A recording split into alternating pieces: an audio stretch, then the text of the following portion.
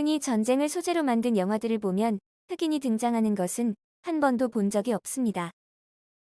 25 전쟁 때만 하더라도 우리나라의 흑인 군인들이 주둔하면서 많은 호녀라들이 태어난 걸로 알고 있거든요. 1차 대전 때는 그렇다 치더라도 2차 대전을 비롯하여 그 후 언제까지 흑인이 단합받았나요?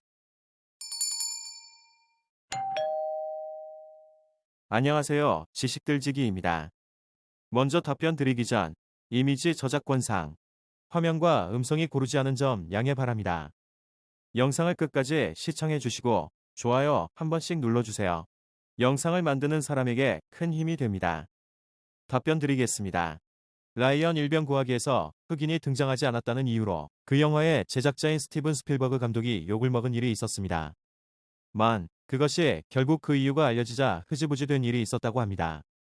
왜냐하면 제1차 및 제2차 세계대전은 물론이거니와 한국전쟁 때에도 흑인들은 주로 후방지원, 즉 보급 등의 업무에 종사했다고 합니다.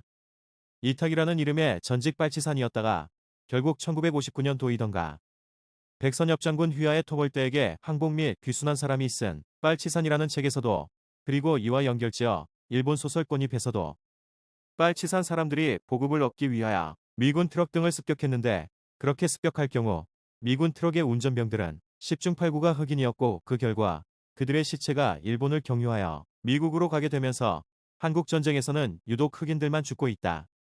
뭔가 수상한 일이 있지 않느냐? 는 그러한 소문까지 일본에서는 퍼졌었다고 합니다. 물론 흑인들 구성되어진 전투부대가 없었던 것은 아닙니다. 그러한 부대는 극소수에 불과하였고, 또한 그 존재도 잘 알려져 있지 않습니다. 왜냐하면 전투에 나가서 공을 세우는 것은 백인들의 일이라고 인식되었고, 흑인들은 게으르고 멍청해서 총을 쥐어주어 싸우게 했다가는 무기만 낭비하는 꼴이 된다 는 인식이 백인 주류 사회에서 퍼졌었던 것이죠. 그 결과 흑인들은 전쟁 영화 속에서 크게 부각되어질 정도의 활약을 할 수는 없었던 것입니다. 심지어 제2차 세계대전 당시 유럽에서의 전투 때 흑인들로 구성되어진 어느 기갑부대가 백인 보병부대를 구해준 일이 있었습니다. 그런데 그 백인들은 배은망덕하게도 흑인 녀석들이 우리가 타고 싸울 전차들과 장갑차들을 몰고 와 주었다 라고 떠들고 다녔다고 합니다. 그리고 한술 더 떠서 당시 흑인 전투부대원들은 후방인 미국 본토에서 포로 수용소 관수 등을 맡았는데, 독일군을 수용한 포로 수용소에서 수용소 방침에 따라서 모범적인 포로들을 근처 농장 등에서 일을 하여 용돈 등을 벌게끔 하였다고 합니다. 그런데 어느 날 일이 늦게 끝나서 그대로 들어갔다가는 밥 시간이 끝나서 자신이 담당한 포로가 밥을 굶게 될 것을 걱정한 흑인 간수가 근처 식당으로 그를 데리고 가서 밥을 먹게 해주려고 했다고 합니다.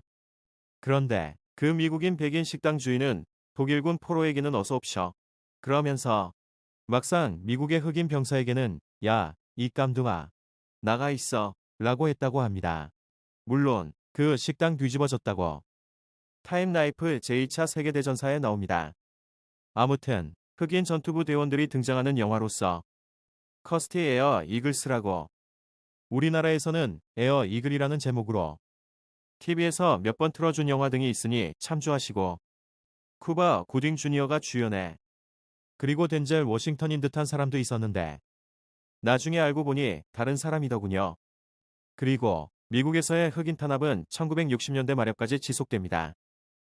즉 마틴 루터 킹 목사님과 말콤 X 등의 활약 및 흑인들에 대한 인권 탄압에 대해서 부당함을 느끼고 활동한 양심적인 백인들의 활약 덕에 그나마 그 정도에서 종식되어지게 되는데, 하지만 지난 1991년이던가 로드니 킹 사건 덕에 LA 폭동이 일어났던 것을 생각한다면 아직도 오래간다고 생각해야 할 것이며, 여기에 추가로 당시 우리나라 사람들이 백인들과 흑인들 사이의 갈등의 무고한 피해자로 알려져 있었지만, 실은 미국의 흑인 영화 감독인 스파이크 리가 두 더 라이트 싱을 통하여 스스로가 백인인 양 행세하면서 흑인들을 깜둥이 혹은 연탄 등으로 부르며 차별하는 우리 재미 한국인들을 고발함으로써 현실을 깨우쳐준 바 있습니다.